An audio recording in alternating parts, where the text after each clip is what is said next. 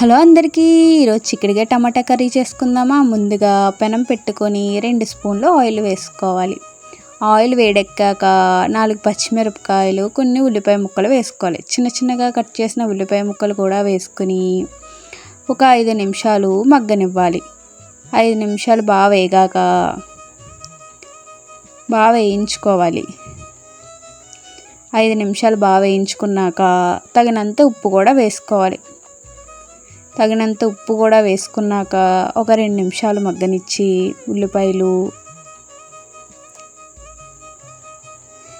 చిన్న చిన్నగా కట్ చేసిన చిక్కుడుకాయ ముక్కలు కూడా వేసుకోవాలి. చిక్కుడుకాయలు హెల్త్కి చాలా మంచిది, పీచు పదార్థం కాబట్టి చిక్కుడుకాయ కర్రీ చాలా మంచిది హెల్త్కి. అలాగే ఆ ముక్కలు కూడా ఒక 5 నిమిషాలు మగ్గనిచ్చుకోవాలి.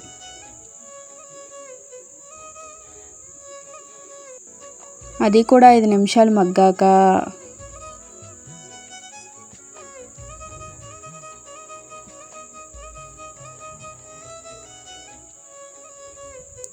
చిన్న చిన్నగా కట్ చేసిన ఒక 2 టమాటా ముక్కల్ని వేసుకోవాలి. ఈ చిక్కుడుకాయ కర్రీలో టమాటా వేసుకుంటే చాలా రుచిగా ఉంటుంది. టమాటాలు కూడా వేసుకున్నాక ఒక 2 నిమిషాలు అటు ఇటు కలుపుకొని ఒక 5 నిమిషాలు మగ్గనివ్వాలి. బాగా మగ్గాక రుచికి సరిపడా కారం కూడా వేసుకోవాలి. తగినంత కారం కూడా వేసుకుని ఒక 2 నిమిషాలు అటు ఇటు కలుపుకొని 5 నిమిషాలు మగ్గాక కొన్ని నీళ్లు పోసుకొని మరో 5 నిమిషాలు మగ్గనివ్వాలి. మరో 5 నిమిషాలు కూడా మగ్గితే చిక్కుడుకాయ కర్రీ రెడీ అవుతుంది.